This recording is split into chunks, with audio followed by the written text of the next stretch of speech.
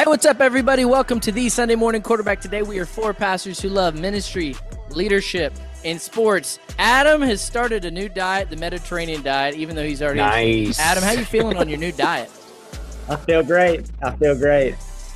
Full of salmon and tuna. John's coming in there from his house. John, how's things going? Rainbow Forest? Things are going good, man. It's 40 degrees today. That's a 30-degree increase than what it's been. Hey. Nice. And then me and Paul chilling out in North Georgia. Paul, you good today? Do my best, my man. Nice. It's Monday. Nice. I'm tired, but I'm good. Nice. Well, hey, before we jump in real quick, two quick things. We are going to talk, we're going to start off with a little bit of sports preview. We're going to talk about the Super Bowl. We're going to talk about some of the coaching changes that have been going on. A lot has been going on in the NFL's in college circles. And then on the back half, John's going to lead a conversation as we have all been through education. We're going to talk about the church and seminary, and is it necessary in today's climate, and what its purpose is, or is it not necessary? But before we jump into that, many of you have seen that this past week we launched what we're calling the We the Church Network, and it's kind of like an umbrella network for our podcast, the Above All Else podcast, run by my wife and a few other ministry ladies. And then we've got 25 different contributors that are going to be giving us different pieces of content. Some of them are pastors, some of them are stay-at-home moms, some of them are Christian educators, and each of us, the Lord has given us what I call niche passion topics, things that we care about, that we think about when we're laying in bed. Each of these guys have different bents and things that they care about, and so the cool thing is you'll get a little bit more content from us. Adam wrote a neat article on George Whitfield.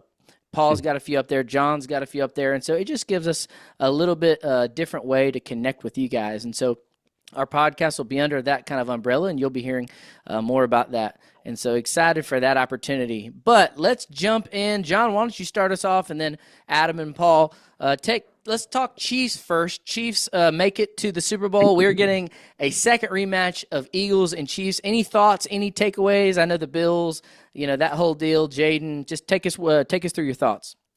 Well, I mean, just looking through it, I'm excited about the matchup. I think it's a good opportunity for a storyline for Philadelphia to take some revenge. On the other side of that, you got the first time ever three-peat, and so you have a lot of stuff really lined up. I think what I'm excited about is looking forward to a game that I think is going to be highly competitive and really, I think, move more towards the running game than it has historically. But I'm also kind of curious in the shift that's happened for Kansas City, because there for a while, like I remember when they made their first Super Bowl appearance, it was like, hey, everybody, right? Like the entire country was like, hey, you got to win.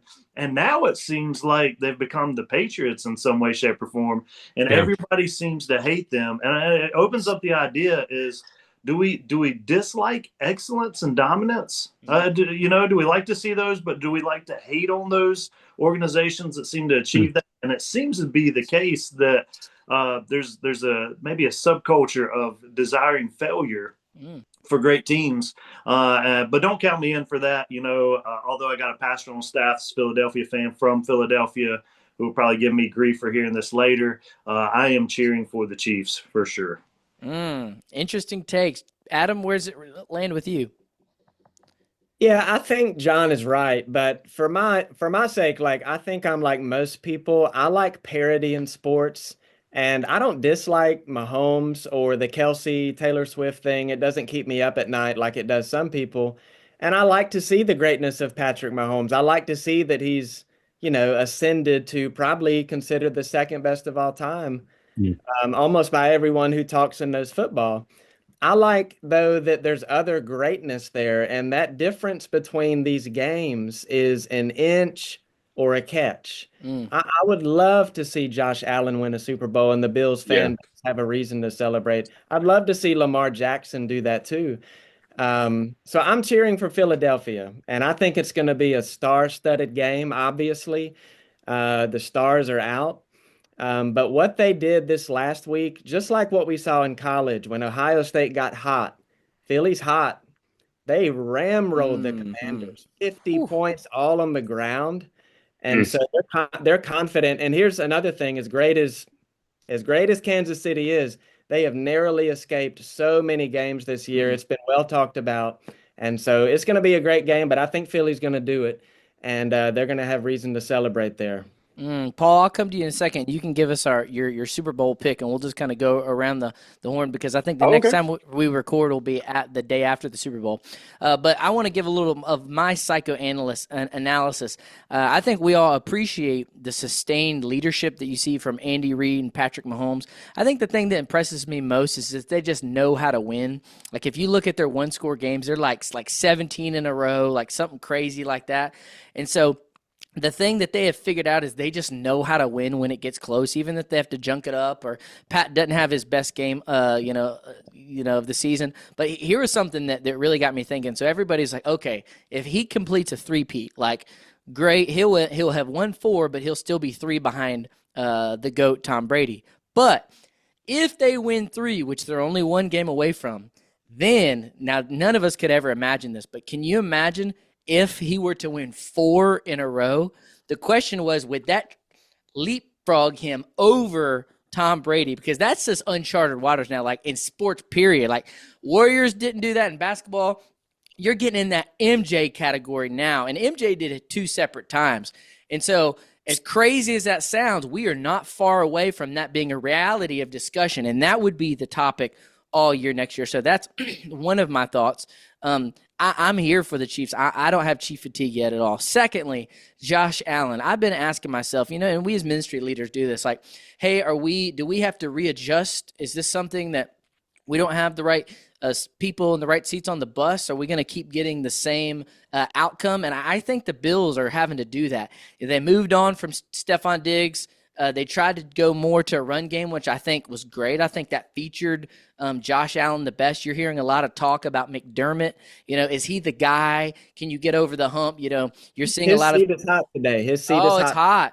It's Yeah. hot, and you're seeing a lot of comparisons where is Mahomes just the Eastern Conference that lived in the era of Michael Jordan and got so close, but and so I don't know. I don't necessarily think there's a better option out there unless Bill Belichick, which y'all wouldn't want this, but stepped out of Chapel Hill and said, I'll coach that team. Outside of him, I would stay pat.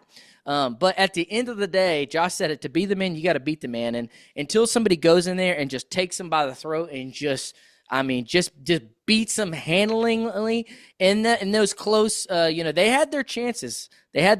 So I can't imagine how Josh Allen feels, though, that tight end. I mean, that was a very catchable ball. So I hate it for him. We were all on the Buffalo bandwagon. Paul, you start us off. Are you taking Chiefs or are you taking Eagles? Two great Paul, are lines. you eating peanuts on the show? Is this Yeah, a man. new thing? What? Just another day for him, man. Just another day I for mean, him. No big this deal. is I'm just hanging. I'm having it's like having a snack while watching the show, man. I Yeah, think, man, I let's think do this is the first. This is like a Uh, two-year long thing we've done here, and I've never seen anyone else eat. But go ahead. What's your It's all good, man. Maybe you should pass on some of that salmon that you've been eating lately, bro, and it'll be great. All right. So, to what Joseph was asking me before you kindly interrupted me, Adam, I appreciate that. Listen. At this point, I'm on the Chiefs bandwagon just to kind of see this happen because I mean, bro, it'd be great. I mean, you're looking at a historical team. I think people are still excited about football, which is always exciting. You can't say that about basketball right now. Like the NBA is basically a dumpster fire. And and I say that just by way of comparison, like there's this moment in history that we can all be a part of and watching. You don't see that really kind of happening in the NBA. And there's still this love and passion and grittiness that's still a part of football that I think draws people. And so for all that, and maybe I'll leave out the whole, Kelsey, Taylor Swift, whatever's going on with all that. But other than that, I mean, hey, I want to see a three-peat. I do too. Adam, we also didn't mention Saquon. He's had one of the best seasons and runs. If you're the Giants GM and that owner, that clip, like, oh, I'd really hate to lose him. Like, that guy, get him out of here. Like, man, Adam, who you riding with? Yeah, I'm going with Philly. I think, like I said, it's just the way they did that to Washington, who was playing very well, has beat some really good teams recently. And remember, it was just 2 years ago that these teams played in the Super Bowl. Jalen Hurts lived up to the moment. Yep. And really, they have basically everybody else. Insert Saquon, a few other defensive pieces. Nakobe Dean wasn't playing. But, yeah, I think I'm going to go with Philly. we'll see what happens. John? Well, I mean, I think Saquon. I think the game changer for him this year has been healthy. I think obviously that's shaped a lot of reality that New York didn't provide stability there. Even Penn State, I don't think provided the same kind of stability he has this year. But I think KC. I think they've lived up to the moment. I think they squeak out wins. They squeaked out one a couple years ago in the Super Bowl against Philadelphia. I think they'll squeak out another one. I think their defense is much better than the Commanders. I think the Commanders were always going to be running shootouts with team because their defense was so bad, and so I think they'll lock down a little bit better, stay home, and really I think the goal here is to make Hurts beat you, fill the box, and let him take a shot. And this will be a game for the trenches. I think if you remember, the first game was pretty slow. I mean, you got two defensive and offensive lines that are just juggernauts. And so it could be very reminiscent to the last matchup. And so I'm going Chiefs. I'm all in on the three-peat dynasty. Until somebody beats Mahomes, I'm not going to believe it unless he's just mismatched like he was against Tampa. We got a lot of sports things going on. We've got college. We just came out of the Ohio State Championship. We've got coaching moves. So let's just do some around the horn quick takes. Adam, I'm going to pass it to you. Take it wherever you want. Well, let's mention something. I mean, you've been pretty quiet, maybe for the first time ever. Let's talk about your Dallas Cowboys. All season wow. I've been quiet, Adam. You're not going to switch it to me. Let's address the elephant. Go ahead and address it. Joseph is a lifelong die-hard, every season it's our season, Dallas Cowgirl fan. How do you feel? I Man, feel. bro, hey, this guy's he's just going after everybody today. Listen. Whoa. I have been John, you're discipled. next. I have been discipled for a year by you guys in my Dallas delinquency, and I'd like to think y'all are proud. I've borne fruit of reality, and I, along with Michael Irvin and all of the other Cowboy Nation, are disgusted. Bigger than Brian Schottenheimer, who's a nice guy. I just listened to the presser. I'll take him over McCarthy, but at the end of the day, Jerry is swirling in failure. Not just failure of the season, but we are risking failure of the brand and the star. America's team moniker is leaving. We, as Michael Irvin put, we have a whole generation, my dad's like, why do you get so mad, who have never seen Dallas win. And how can we pass that down to our children when we have no story to tell? So I am disheartened. I am still going to tune in, but I am living in reality. And until Jerry's gone, but the bad thing is I think his son is worse. We've built a culture of comfortability, and Jerry said today that he's made more change and risk than anybody in the NFL. And so it's just until we're in the Dan Snyder era, we have gotten to that level. It's gotten so bad.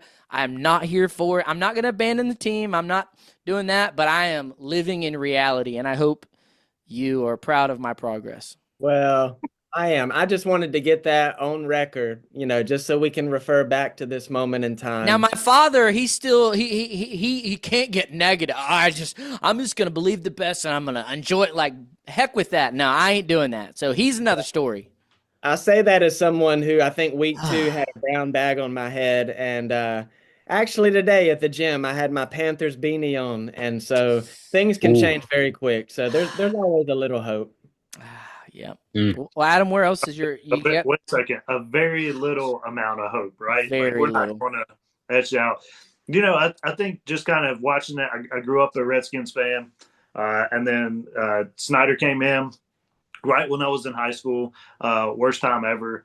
Come through there and then take over the team, and from there on, just obliterated the team. And so, historically, worst owner in NFL history. Jerry is on his way, man. Yep. I think just kind of seeing historic hires and stuff over the past years. I feel bad for you, other fans that didn't get to see Emmitt Smith and Troy Aikman and some of the other players that came through there. It's tough to be America's team when they've not seen success in so long. But, all that can change. You never know. Draft the right guy. You can pick up Patrick, and all of a sudden you're out there drawing fans to the middle of the Southwest or the Midwest. Maybe once we get rid of Dak's $90 million cap hit this year, but I am definitely in the let it burn era. Go ahead, Adam. That division is just like, and I think they're drafting Shador. And so it's like, good luck. You think who's drafting Shador? New The York. Cowboys. Oh, New Oh, York. New York? New Oh. York. Yep. You know what? Let it burn, baby. Let it burn. You gotta see it go all the way down to the ground. Adam, you have any other thoughts on NFL coaching or college? No, I think the Pete Carroll thing's interesting. We were texting about that. That division on a coaching level, and a player level, that thing's loaded. My Yes. goodness. So Pete Carroll, it's not like he's never been great. He's won at both levels. He's well respected. He's obviously the age that he is, but that's an exciting, I think, opportunity. But in that division, I don't see a man of his age unless he's got someone right behind him, under him. What's going on there? But we'll see what happens. He's a great coach. I think they're doing a reset because they don't have a quarterback, and so they're just saying, "Hey, come in here for 3 years, reset our culture." He don't want to sit at home, and so I think he's going to reset the culture and probably do a handoff to somebody. John, He may be doing there what Belichick's doing at UNC in a way. Yeah. John, anything jumping out to you before we move on? Not in the football sports world. I just want to go on record by saying I am on team fire Hubert Davis immediately. Wow. I am there, man. I've never seen a group of players so uninspired and up and down and not exceeding to their level of talent at UNC. Coach Doherty, I think, did better in the time there of motivating players. Just couldn't live up to the Dean Smith era. Roy Williams, a great coach hire. I wasn't a big fan when Davis came on. I thought, man, we have the opportunity to pull a pretty good coach. We're going to pull a guy that has kind of been waiting in the wings. I've not seen that. I've seen a bunch of up and down. Don't get me wrong. He's great. Gave him some great moments. He gave Coach K the final 2 L's in the regular season and the Final Four. Like, he's done some historic stuff. But I don't want to be cheering for a team that is moving into the tournament one year and then the next year trying to come out at 500. That's just, it's tough for a program. I'm going on record now. It's pretty early, but I'm on record. When I saw them struggle against Boston College and go into overtime, I thought, what are we doing here, man? What are we? It is time. Pull the plug, right the ship, get a good coach. There's plenty that'll be out there. Make the move. I think it could be the after effect of NIL in college basketball because it's hitting it too, and it's just the college as a whole, man. It's a crapshoot. You just year to year, you don't know what you're going to get. Adam, do you have any response to that? Yeah, I'm not there. I love Hubert Davis. I think he is the right man for UNC, and that we just don't have a big man. And like you said, the NIL has changed things. I think Carolina is still trying to adapt because everybody's still trying to adapt to that, especially Carolina, who even in the recent 20 years hasn't been the one and done school of the upper echelons of the Blue Bloods. So it's a new day. We just don't have a big man, and it's just a hiccup. I believe in Hubert. We'll see. I think, too, this era of basketball works against Carolina because Carolina without a big man is like Golden State without three-point shooters, but nobody wants to go in the post anymore. They all want to shoot threes. So it'd be interesting to see if he can keep that identity or adapt. But, hey, let's move on to our ministry and leadership segment. John, I'm going to hand it off to you and take it away.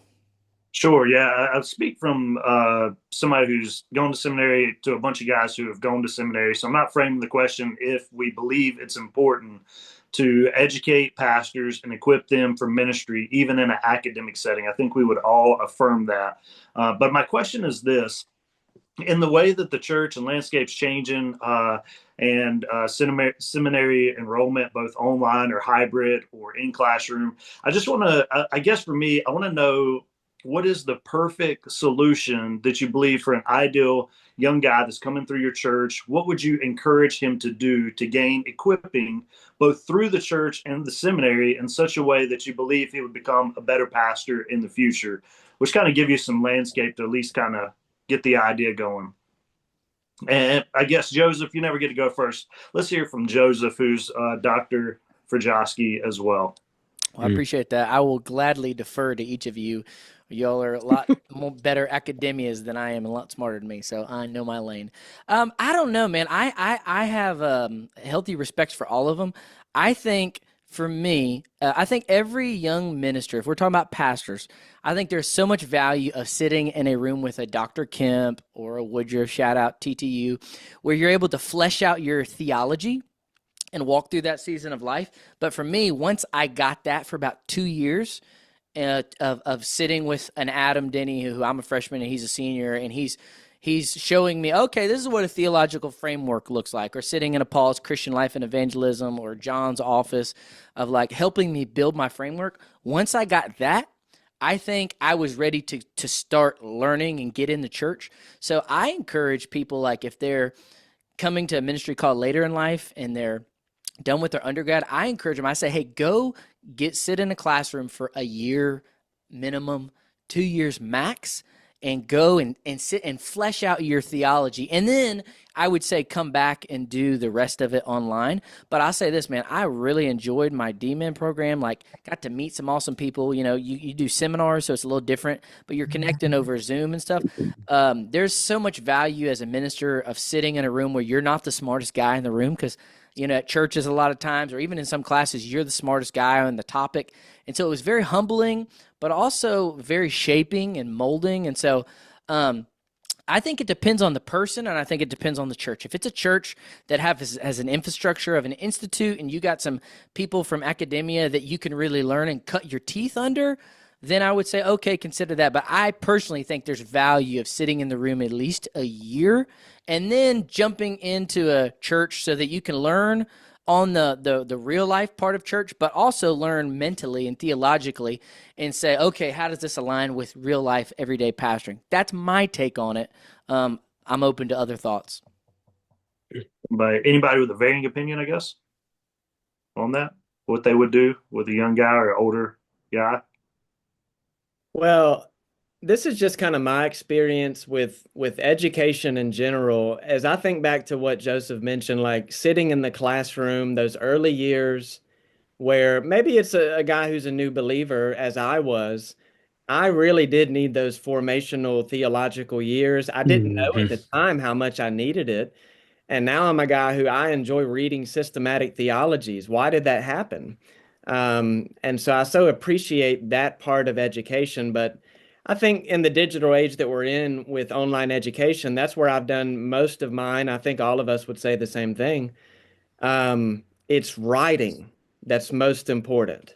It's writing. What you gain from education is the ability to think through what you believe, to Hmm. get all your thoughts together, find something you're passionate about so that you not only know about it, but you enjoy communicating it to others, because that's the goal. If you're in ministry, if you're going to be a leader, you're a communicator.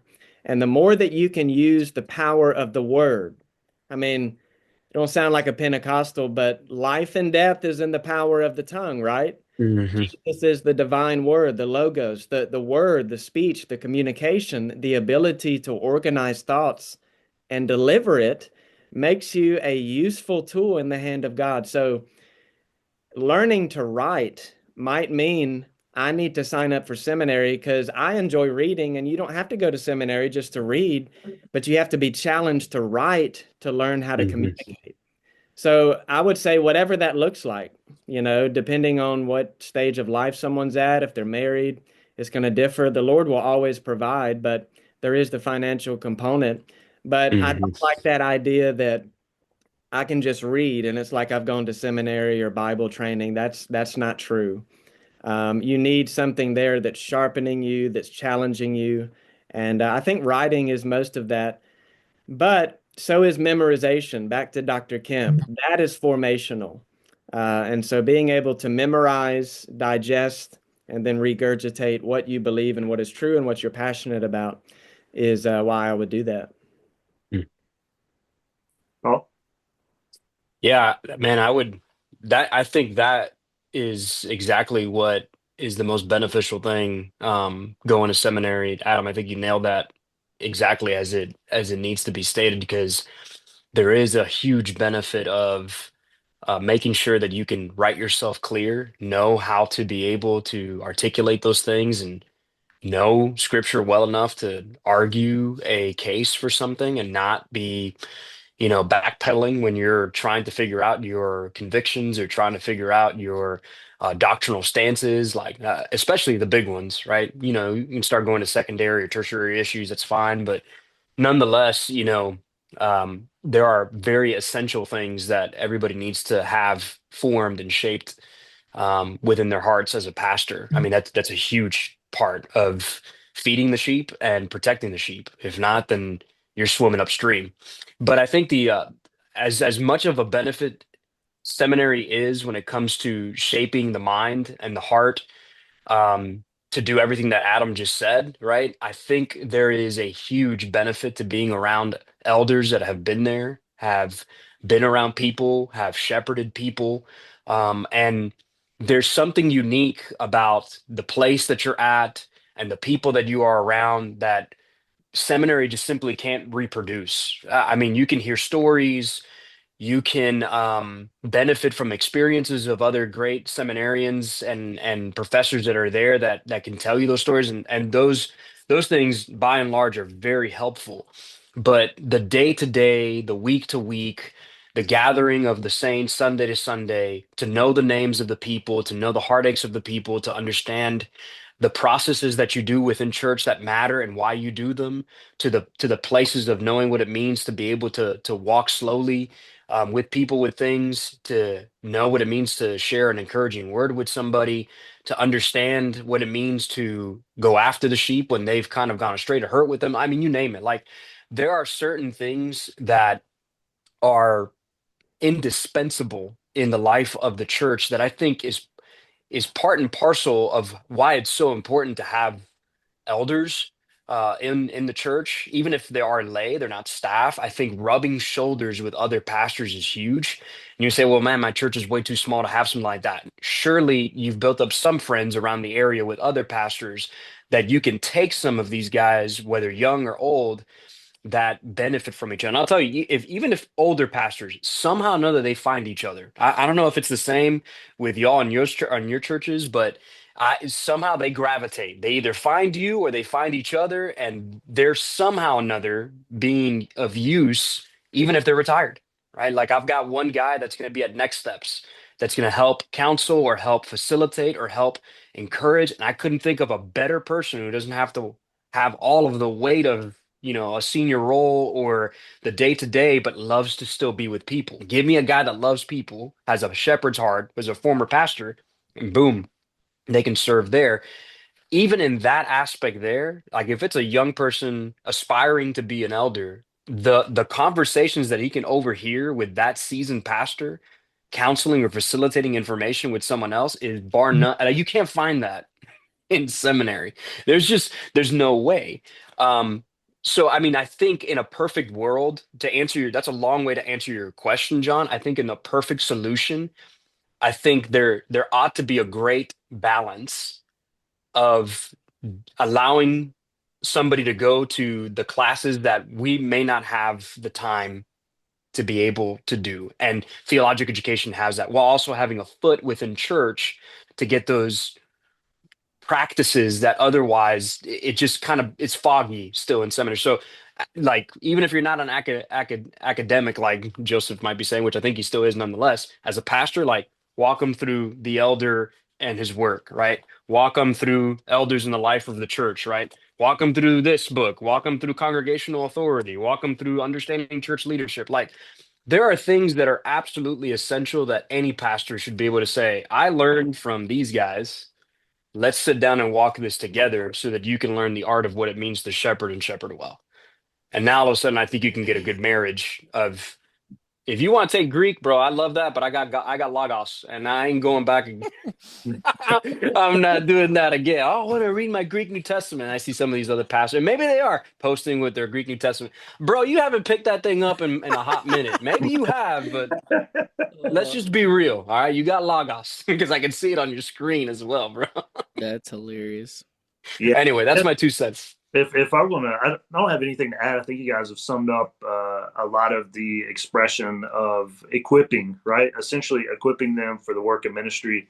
Yeah. I think if I were saying in the seminary setting, one of the skills that you gain is critical thinking. I think Adam framed Yes. it well through Yeah. writing, that you may not gain within the church world day to day to Mhm. sit down and understand your theology and to have some expression to why you believe what you believe and that you've thought about it and you've You've had conversations with other people. And then I think on the church side, what you can gain that you can't possibly gain, at least at a seminary classroom level, is a love for people, is true affirmation. And so I think if you can find a way to, if you have not sat in an educational setting, I think within the classroom, real classroom, not just online, I think it puts you into conversations that you can avoid on an online educational format. I think it would be wise to go and to sit and spend extra time, catch lunches with professors, talk to them after class, meet them in their offices, stuff like that. While at the same time, I think as Joseph said, spending some time within the church, helping to learn to love the church, being hurt, being broken is necessary through relationships, seeing people grow and excel in that. I think that all weaves together for the purpose of equipping saints to do the work of ministry, and I think they both pair together well. John, I have one thought, and just to take this and take a right turn on it. I think we all love the fact that I feel like we're seeing a movement of in the current culture of wanting to know more and deep dive into stuff, regular church members who aren't going to get to go to seminary seeking that deeper teaching. And so, like churches that are bigger do the institute or whatever, but like for us, like we've started doing an elective, like there's, small groups that meet, but we'll do a 10-week elective. 2 years ago, I did a systematic theology, and I literally got Kemp's notes out and walked through just a highlight view, and they loved it. We're in week 2 of building a biblical worldview. So kind of deep dive into that. And so I think you're starting to see churches bring some of the seminary classroom feel to the church, where it's like, hey, we're not going to meet on Sunday. We're going to meet on a Thursday night at 6 p.m. and you're going to get a syllabus, and I'm going to give you a book list. And I think there's a real hunger for that. And for us, churches like us that have people who, still have that deep in us, I think there's value in that. And I think you're seeing a lot of churches lean back into that to give some of the sheep a little bit deeper, thicker meat that they're craving, which I think is a bonus and a plus. So, absolutely. Well, yep. Well, hey, good thoughts. Good thoughts. We are coming at you every other Tuesday, so we will be back the Tuesday after the Super Bowl, guys. Hope y'all have a great week, and see y'all later.